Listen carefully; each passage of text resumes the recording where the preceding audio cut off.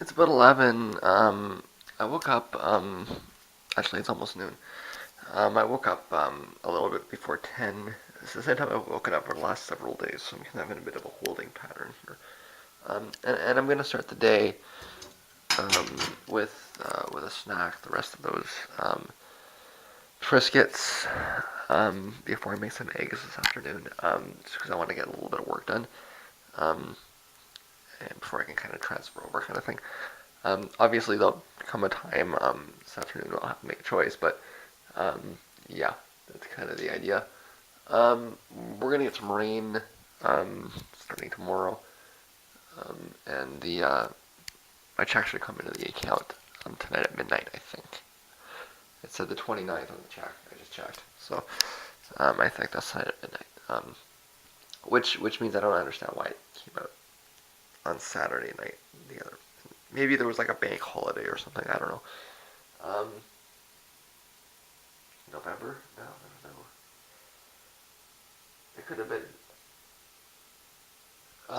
It could maybe been like American Thanksgiving screwing up the bank system up here. And that does happen actually. I have noticed that before. American holidays will fuck up the whole system up here because all the systems are set for those dates, right? Um, anyways, that's what I'm doing. And I'll be back to archiving um, within a few, well, within about half an hour, I guess. And I'm gonna need to do some editing. I'm like it'll be tonight that the last one will be up, so I need to do some editing. Either for the second half of the night or tomorrow. So that's why it's kind of important to me that I get this done first, kind of thing. So yeah, I'm just having a snack here because I'm a little bit hungry, but I'm not like, super hungry, and that's good. That's I'm feeling myself going back to normal, um, and yeah, I'm gonna get to that. That also means that I am throwing away the last Triscuit bag. Um, suppose the garbage will go back to normal at this point. As you can see, and as I tried to point out before, it's really all very compressible plastic, right? So, I mean, it's gonna like be loose, but you know, as more stuff comes in, it'll push itself down, kind of thing. So, um, I mean, the bag is still like at most 10% full. Um, Meaning, if I acknowledge that I've got 2 months worth um, uh, in the bag this month, kind of thing, then I'm still looking at well over a year to fill the bag, which was about my prediction. So we'll see how that works out. And this package of cheese was gone very, very fast. It was, I mean, I'm having these cheese and crackers, right? So um, it, you would, it's gonna go fast when you're having that as a meal or a snack on top of the large amounts of cheese I eat normally, anyways. So um, that is how I get a lot of my dairy and a lot of my fat. It's important that I get the ice cream, but it's also important that I get the cheese. So um, there, it's in there. So this is a kind of maverick um, Israeli conservative politician called Naftali Bennett. I've heard of him before, and how he's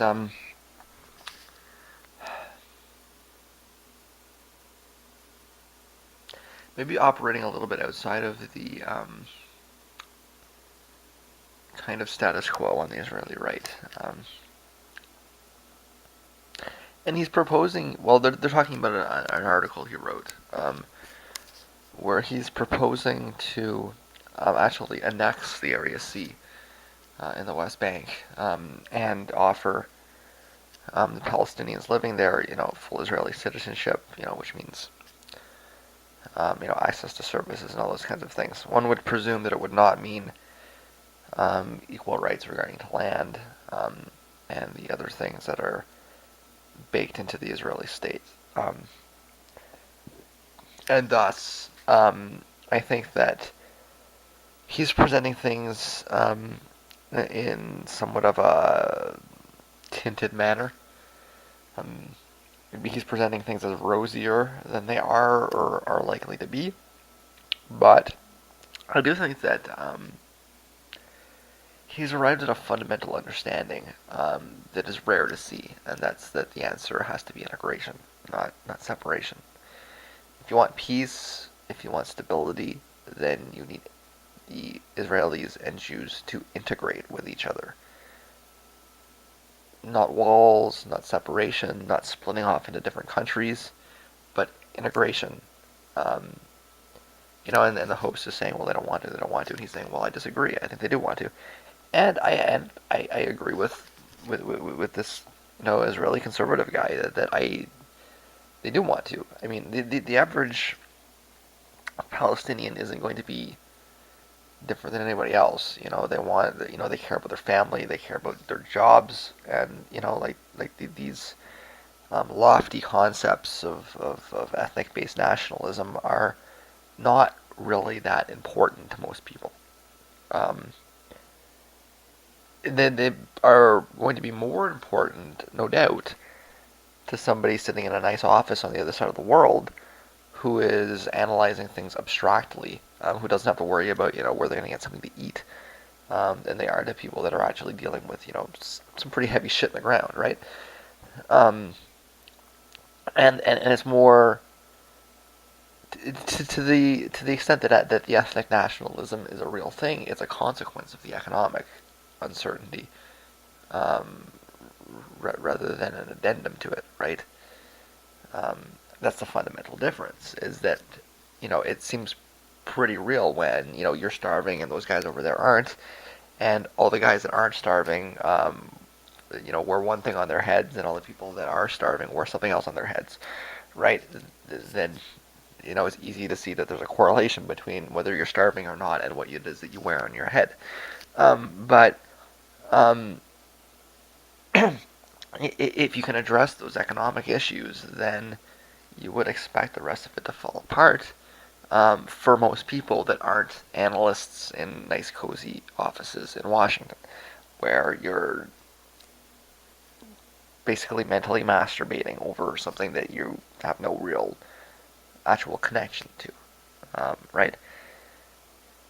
The the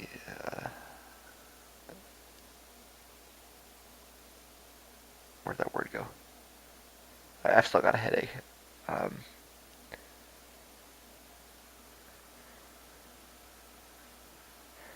it's the ivory tower. The ivory tower, anyways, is the idea I'm trying to get across.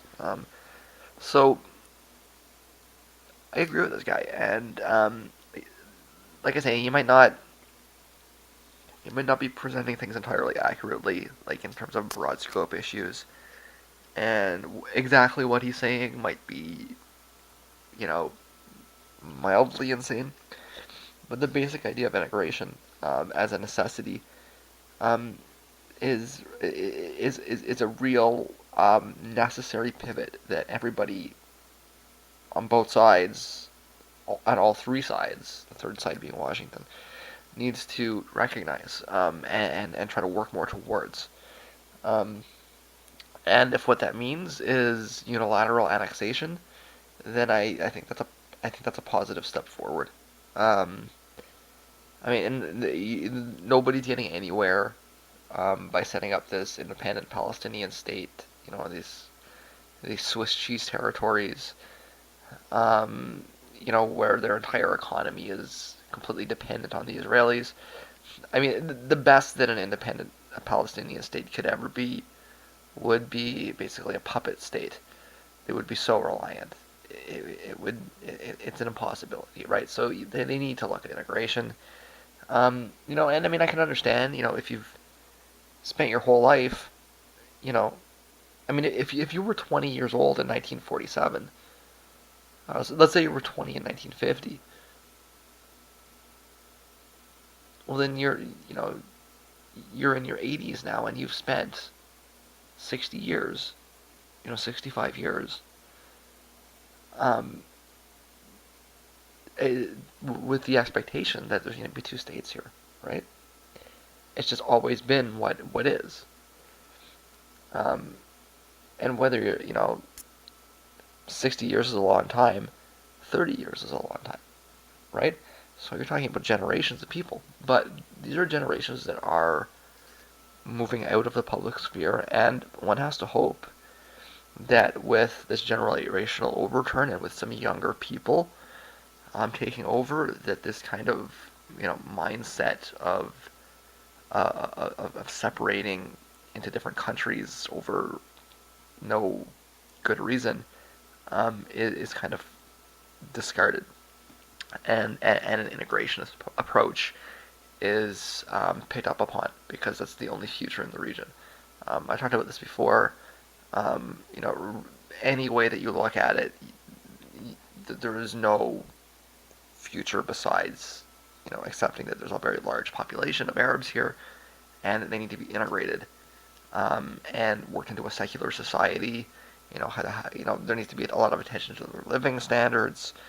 And it just does not make sense to separate them out to a different country based on what God, or it's the same God. Well, it's based on what they wear in their heads, or you know uh, what tint of tan your skin is. It's stupid.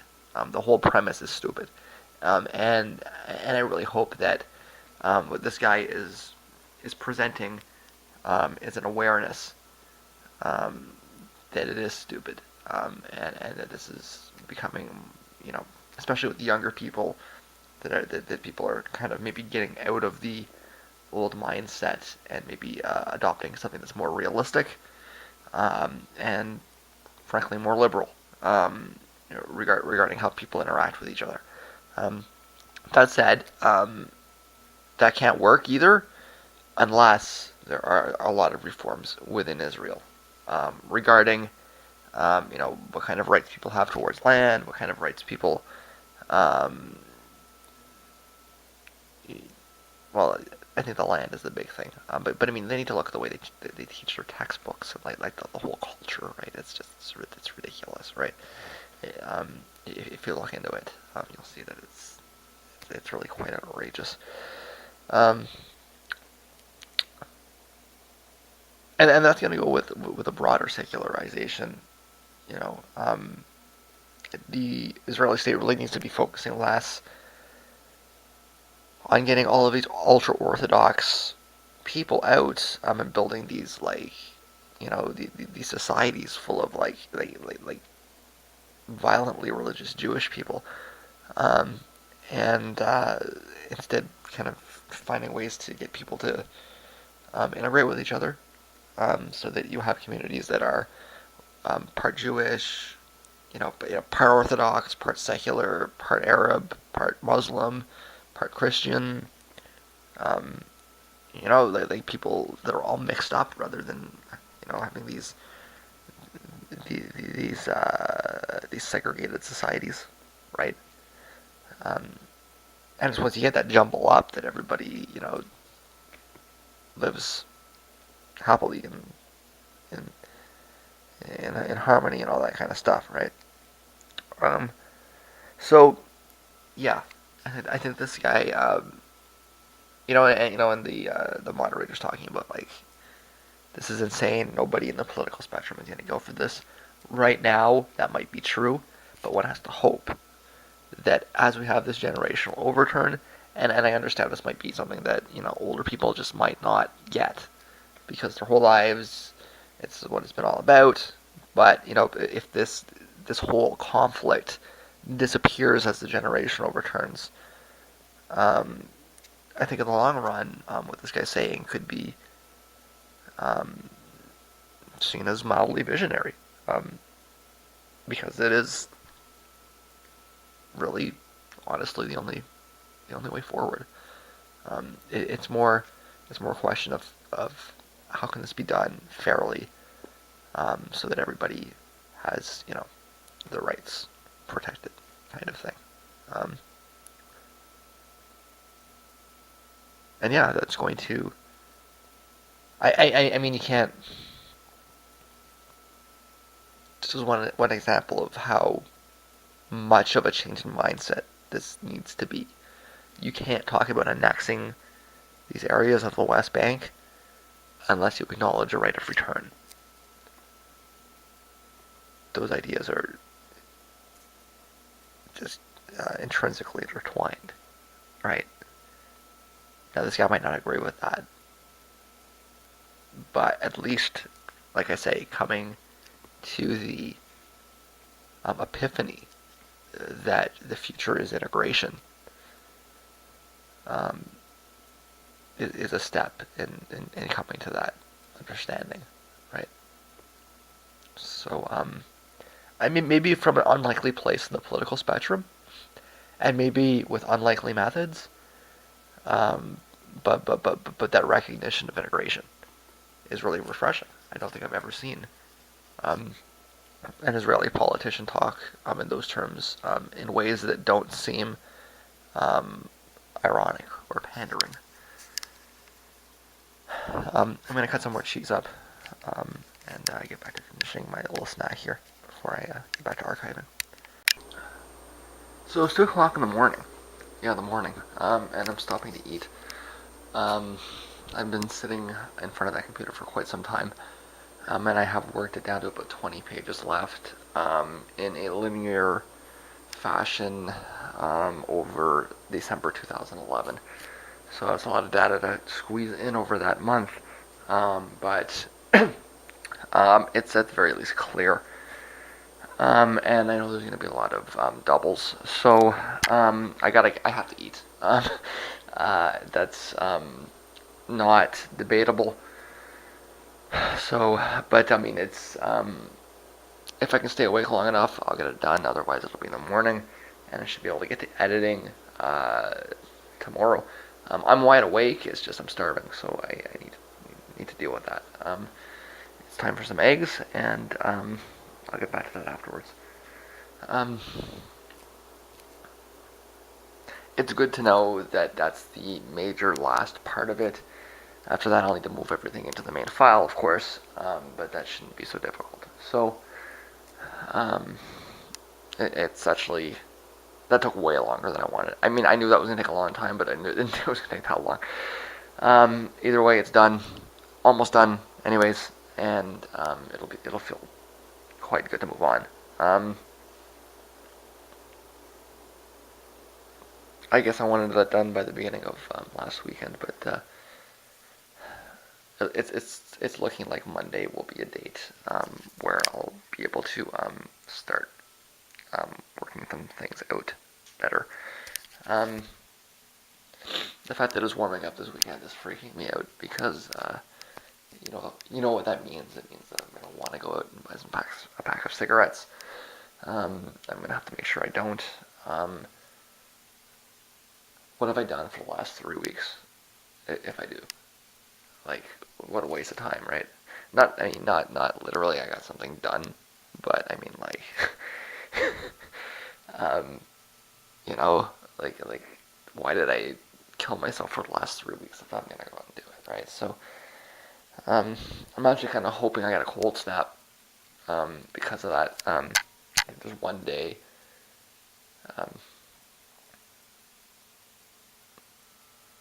well, it'll be after the 10th, right? I think I mentioned that it's the 10th that is when things get important, right? Because that's after a month. And I can veg for a bit, I can deal with it, but once I get to a month, then it's like, okay, now I need to move on. If anything, I think I screwed my arm up from lying on it all day, and not eating. Is probably the other part of that that's important. So, yeah, I gotta eat, and like I say, I'll be over a hump, hopefully by the end of the night. So this is what I was expecting immediately after I quit smoking. And the fact that it took me 3 weeks to get to this point, or almost more than 2.5 weeks anyways, has got me questioning the causality between these two things. You probably cannot actually tell the consistency of this by looking at it. You might notice that it looks a little like the smoothie because that would have been um, the remaining amount of saliva in my mouth. But what that is it is a liquid that my throat has ejected as I was trying to drink my smoothie. Um, this was connected with a tendency to bite my tongue. Um, Now, like I say, you can't really see what that is, and I'm gonna wait a little bit before I start playing with it. Um, yeah, um, maybe putting it in those terms lets on a little bit about just how thick that is. If I wasn't drinking a smoothie, if I was just like putting the phlegm out, it would be a clear, goopy substance. Um, Something along the lines of like a white glue, but clear. So like one of those like clear glues, um, or maybe you might want to think of it as like a thick soap. Um, but it's very stringy, right? Um, it very well may be the case that I may be able to actually lift that liquid out with, by a thread sort of thing. So it's not really a liquid; it's more like a jello. Um, and I have noticed in the past that it tends to come up when I'm smoking, or when I'm not smoking, or when I start smoking more, or it tends to have something to do with smoking. This is the first time I've noticed it in a context that seems somewhat removed. And like I say, I was expecting that because normally that does happen. Um, the fact that it's not is making me a little bit more suspicious again of my secondary suspicion, which in truth should have always been my primary suspicion, but I never wanted to accept it. Which is that it's the kind of thing that is very common with MS, this excess phlegm production. If I was to guess as to what they were, what it is, I would actually suspect that it is probably an excess of white blood cells. Um, that my body is ejecting somehow um, through my um, salivary system, um, like at my throat kind of thing. Um, an excess of white blood cells coming into my lungs, more or less. Which again brings me back to the idea of it being my body reacting to non-smoking. Um, why would it have taken this long? I don't know. It's a good question, but there it is, anyways, and that is the first um, significant display of it. So how does one deal with that? Well, it's very hard to eat when you're constantly hacking out phlegm. Um, the one thing that I've noticed that makes a moderate difference is if I have a glass of water um, before I eat. So I'm going to make some eggs. I have finished my smoothie. Or I got most of it anyways. Um, some of it's in the glass, but I finished most of it, and I'm going to get a glass of water.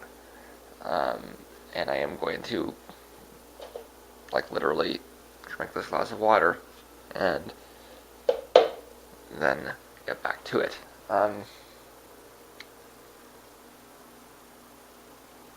But yeah, that's it's more symptoms of this, meaning that I do seem to have been getting somewhat of an attack over the last few days. How's my head? The headache? Well, it seems to have mostly subsided I guess it kind of mostly disappeared. I guess maybe around 4 or 5 o'clock.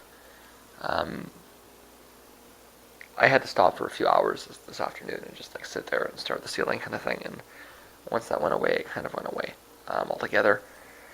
But it's same idea, right? So I've got all these symptoms, sore muscles, phlegm coming up, headaches. Um, as I said before, it's when I get the attacks, it's like every symptom you could conceive of that's attached to MS. In its in its very beginning stages, right? So, I can walk. Um, I may have difficulty swallowing, but I haven't choked yet, etc. The one, like I say, I have attached it weekly to smoking, but the one thing that actually, the only thing that really helps is um, water. Suggesting, am I just dehydrated? I don't feel dehydrated. Um, and actually, that's a funny thing in itself. Um, because what I'll notice is that a few days before I get the goober slime attack, is that my mouth gets dry. So and as you can see, my body is obviously able to produce a lot of liquid, right? So I don't have I'm not I don't have a deficit of water. So I don't know. Um, um, I just know I'm going to keep on the non-smoking. I'm going to try to hydrate myself a little, and hopefully it goes away. um, maybe that's naive, but that's about all I can do, really. So I'm done with my Brookings Institute talk. Um, and the first thing up in my list is some kind of like picture video, where it's just like pictures with music playing in the background, trying to convince me that Atlantis was in Bolivia. Um, seemed like a reasonable argument up until I got to this point where they want to tell me that they found a um, dish with Sumerian writing in Bolivia. Um, you lost me there. That's not likely.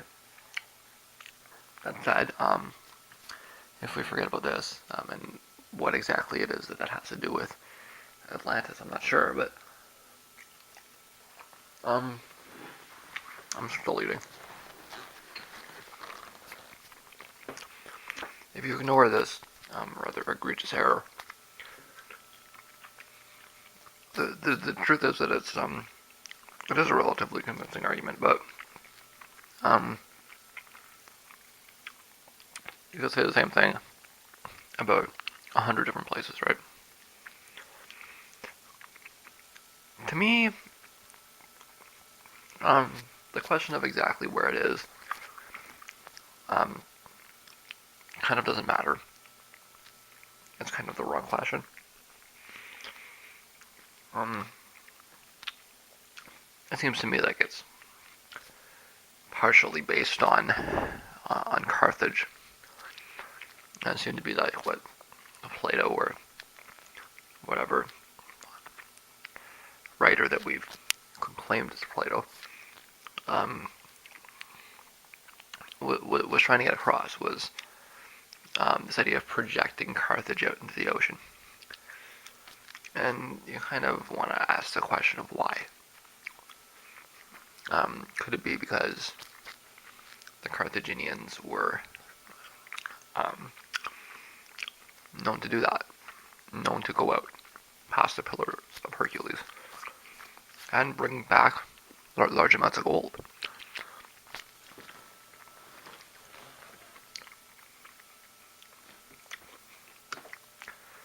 I mean, it's obviously a story, right?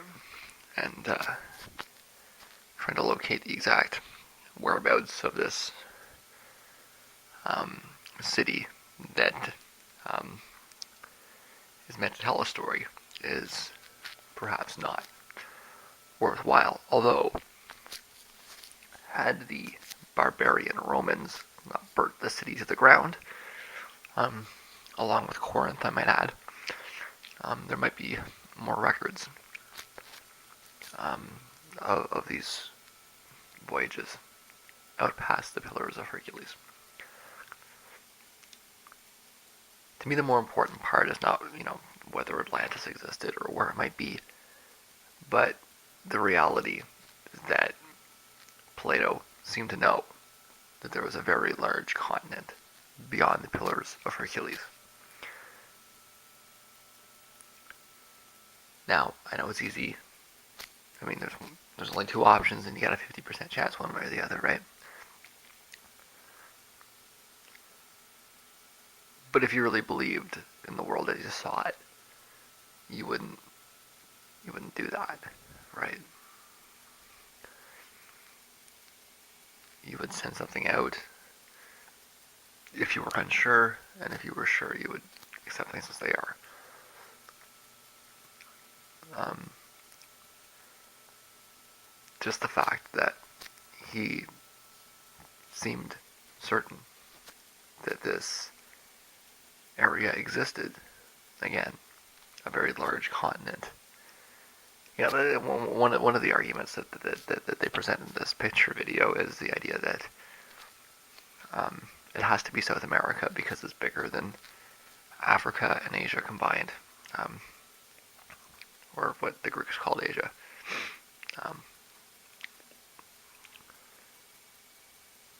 But the Greeks had no concept of size, of geographical space.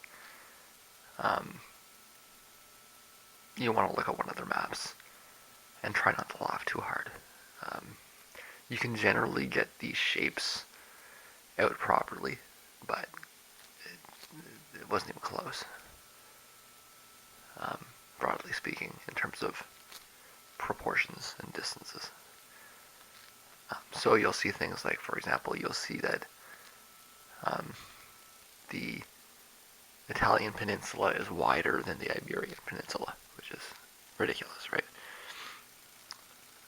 Or you'll see things like that Crete is larger than Britain.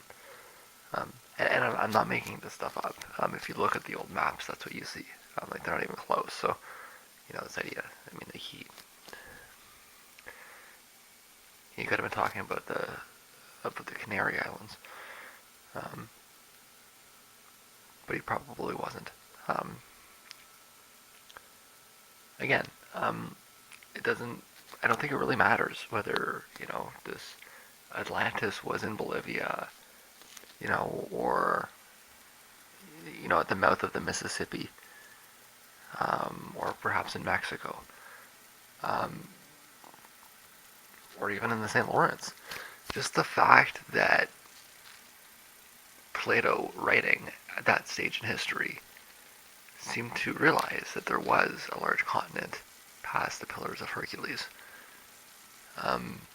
is indicative that a lot of information was lost when the Roman Empire was establishing itself. And it wasn't lost by accident. It was burned. It was destroyed.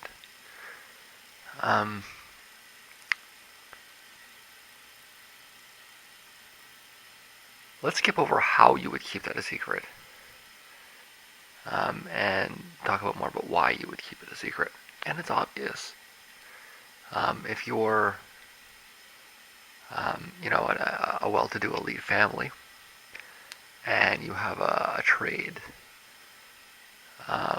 where you are able to generate large amounts of gold out of almost nothing of value to you, you would do that. And you wouldn't want anyone else to know about it.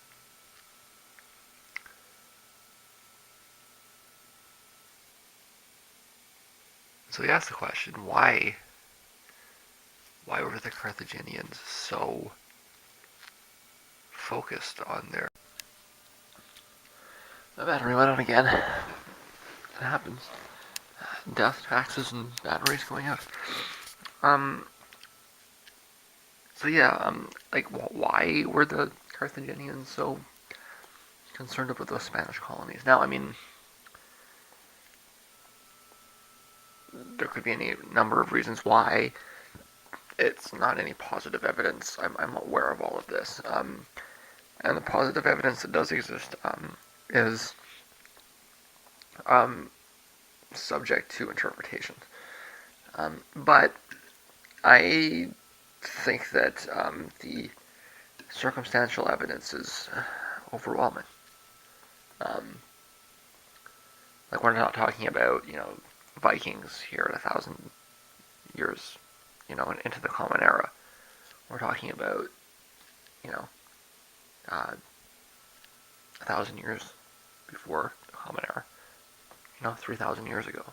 Um, and, we don't know the nature, of the depth of the contact. We know that records here were destroyed by the Romans. We know that if there were any records here, they were also destroyed by the Romans. So, I guess the lesson is that if you have records, keep them away from the Romans.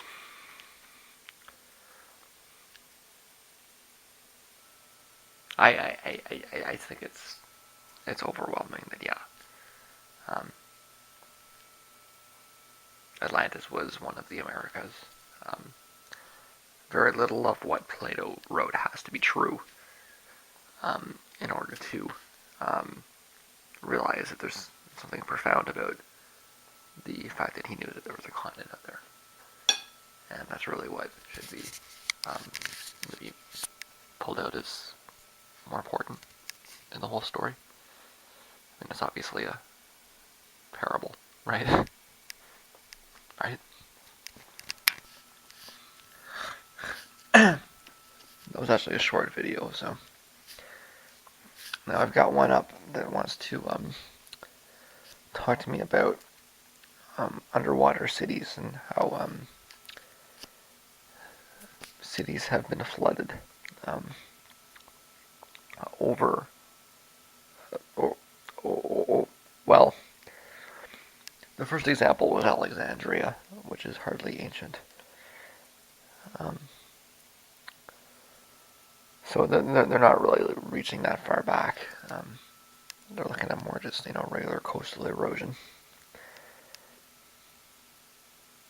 I'll get to this tomorrow, or what I'm thinking. We'll talk about that tomorrow. What I want to get at right now is just they're presenting. When you watch these goofy things, and I watch them because they're interesting, in the sense that they kind of just spark different kinds of thinking.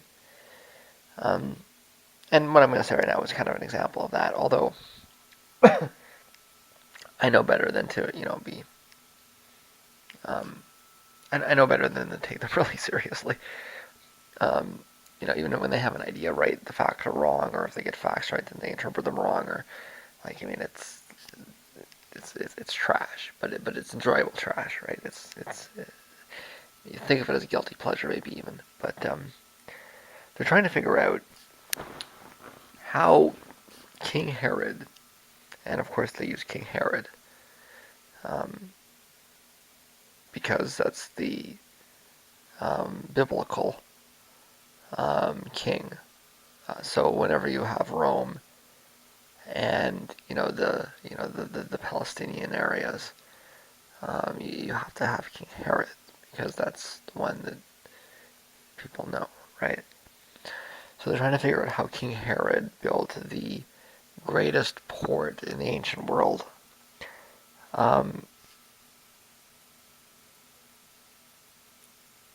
Right outside, as it would happen to be, the Phoenician city of Tyre.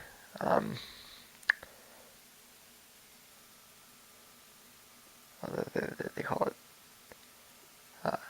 Caesarea here, which is accurate enough. But it really is a great mystery how these great ports were built outside Phoenicia. Um, they claim that it was the masterful Roman engineering practices and the brilliant engineers from Italy. Um, and maybe it, in some sense, was. Um, maybe they kept a few books. Um, I did. It was known that when they burned the library there in Carthage, they didn't. They they kept some of the important parts, right? Um, to do with agriculture, shipbuilding, and perhaps concrete as well. But it really should not be a mystery where the ports in the Levant came from. Um, it should be well understood. Um, and the idea that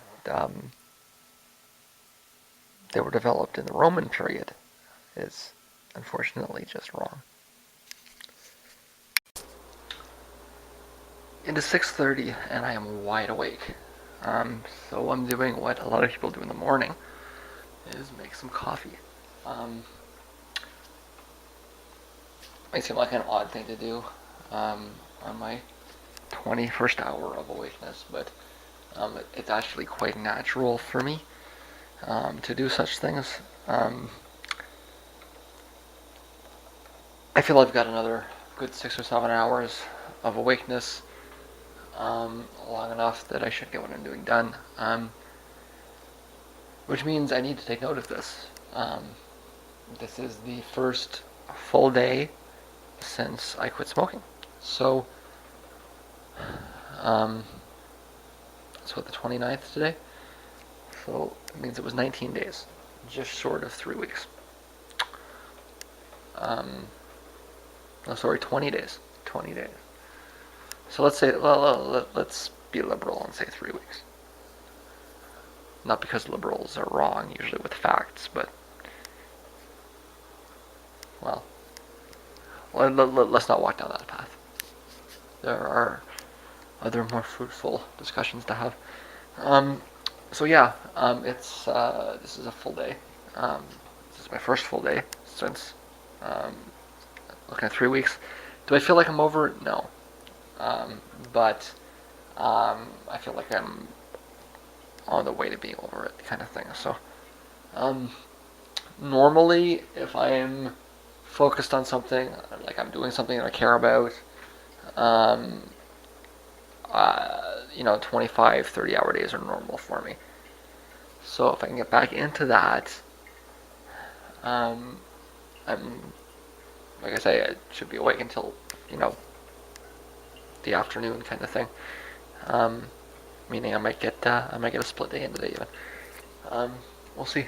But this is definitely a major step forward. If you go back in the blogs, you'll see that one of the major reasons why I smoked and kept smoking, smiked, and kept smoking, smocking.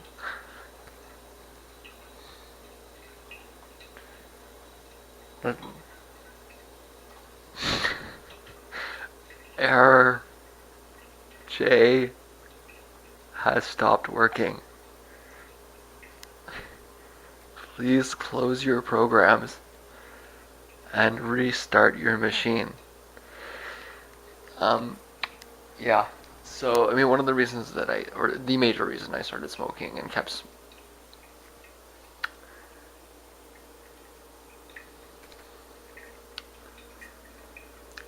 maybe with the money I save I can buy a new tongue. It was about staying awake, right? So, and this is like so important to me because I hate sleeping. Like sleeping is like the most evil thing ever. It's, if I were to believe in Satan, I would accept that Satan is the personification of sleep. There's no other rational explanation. It is the most evil thing there is. Um, and if it could be destroyed, we would be a good step of the way towards full emancipation. Yet, unfortunately, in these brittle shells that we exist in, we must sleep, whether we like it or not. Um, the best we can do is do it as little as sleep as.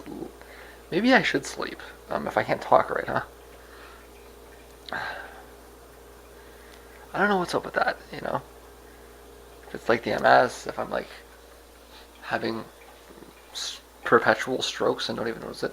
I'm having so many strokes I can't even feel it anymore. Walking down the street, no, no, it's not likely. Yeah, after your 15th, you get used to it. Um, no, no, okay. Anyways, I mostly wanted to record that I was happy that I was going to be awake for a long period of time, and hopefully I am going to be awake for a long period of time and in a presence of mind where I'm able to not be uselessly stupid and ridiculous and hilarious. Um, I'm not doing much, of course. I'm just filing. Like I said, I'm pretty sure that so long as the coffee works, all should be well.